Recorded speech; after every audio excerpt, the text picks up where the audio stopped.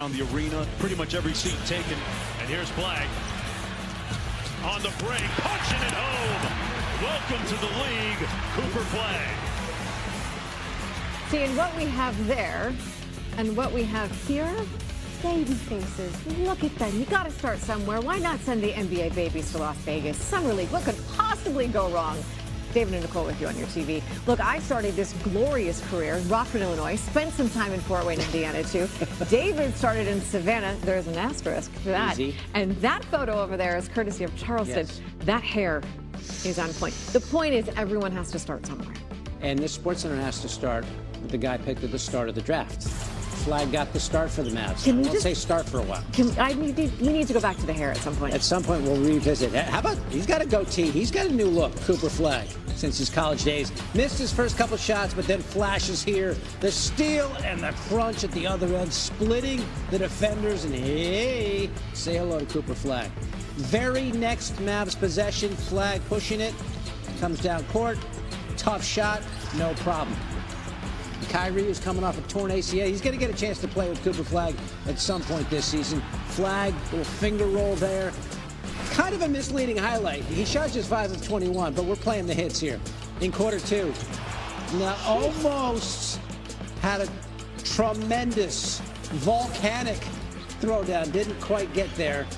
And here's what Bronny James had to say about defending Flagg. You know, he's just a quick, powerful big. So, you know, we got to do everything we can to, you know, stop him and slow him down. But he's a great player. He's going to get his sometimes. So, you know, just got to do a great job to stop him down. Yeah, that's a tough assignment for Bronny, who's given away 8 inches or so. But playing him tough here. Won't let him back down. Pops the ball out. They got a foul. They whistle him. But Bronny doing his level best. Very next play. Bronny again defending him, and that time Cooper got him. Last minute of the first half, tough shot, gets the roll. Flagg at 10.5, would not score in half two, but he's an enthusiastic defender, swatting DJ Stewart there. Flagg pushing it on the fast break, finds Ryan Nembhard for 3. So great moment defensively for Cooper Flagg, which starts it up and results in 3 points at the other end. Last seconds. This is probably not the shot the Lakers wanted down 2. Bronny, the hero ball, hoist doesn't go. Mavericks win. They hold on at Flagg's debut, but not a masterpiece. And he wasn't thrilled with his performance. The coaches, they had a lot of confidence in me.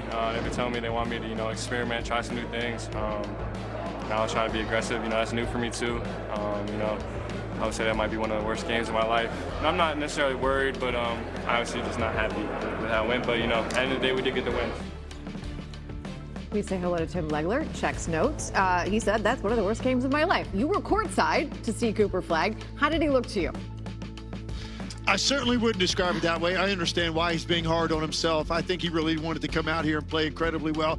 And he started off that way. He had some butterflies, I thought, in the first few minutes, and then he found his rhythm a little bit offensively.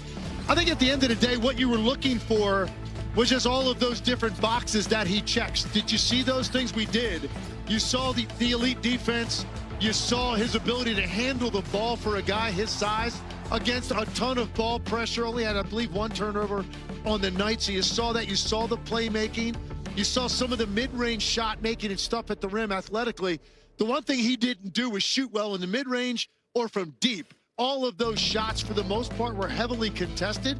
I do think that's the one part of his game that will be the last to arrive at the NBA level. His ability to make mid-range pull-up shots and make 3-point shots.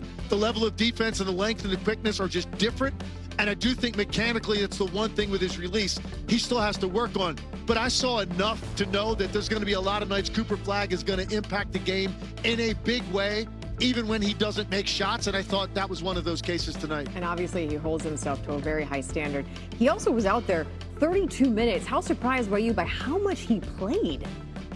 I was shocked by it. I don't know that I've seen a guy picked in the top 5 that played all but 3 minutes of the first half. Every time I looked up, Cooper Flagg was either on the floor or going out for, like, basically getting a quick drink, and he was back in the game. I was very surprised by that. Now, I don't know what that means going forward. I'm not sure what the plan is for Cooper Flagg, and if they've come up with one with how much they want to use him here. I know he wants to have a better offensive performance than he had tonight, but that's a lot of usage, particularly when he was handling the ball up the floor the entire game against a lot of pressure. It's exhausting. So I think stamina also played a part in this. He looked a little bit fatigued, as you would expect. He hasn't played really a meaningful game since April, I believe. And also a reminder, he was double teamed minute 1 of the game, like the second he had the ball. Right. You, me, we all get to see him play again. Cooper and the Mavericks. They next play Saturday, 4 o'clock against the Spurs. You can see it on ESPN and ESPN+. Full summer league schedule. Let's dive in. When you do Jalen Williams stuff all season long, you get rewarded with a 5-year max rookie contract extension that could max out at $287 million. NBD. The Thunder are spending their summer doing just that, spending. Because on top of this Williams deal, they also just handed MVP Shai Gilgeous-Alexander a 4-year, $285 million supermax, and Chet Holmgren a 5-year, $250 million deal too. Do the math. That's $822 million, which is also a solid warning shot for the rest of the NBA because those three are now locked in through the 2030-31 season. Our senior NBA insider, Shams Charania, joins us now. So, Shams, great news for the Thunder. They keep their big three, but it cost them over $800 million to do it. And when you make that kind of massive commitment and investment in just 3 guys, what does it mean for your flexibility and being able to just keep your roster and also make future moves? David, everything that Sam Presti has built is unique. We've never seen a team built quite like this in the NBA.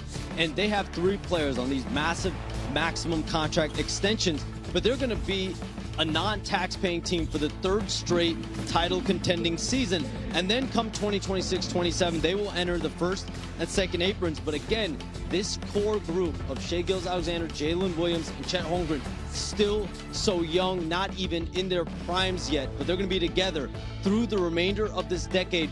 And what Sam Presti and the Thunder have is dozens of draft picks, pick swaps, flexibility with the roster, with other rotational players that are on team-friendly type contract that will allow this team to continue to build around the core of those 3. So Sam Presti, the Thunder, those 3 players will continue to be there the remainder of the decade. The question is what tweaks could be made in years to come.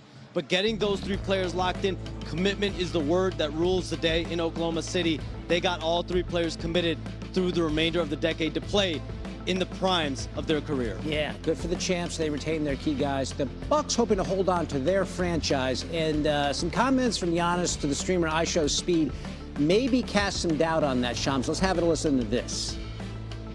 LA, the tax is bad. New York, tax is bad. Yeah. Hell no. A lot of people tried to convince me to go and play there and stuff. Oh no.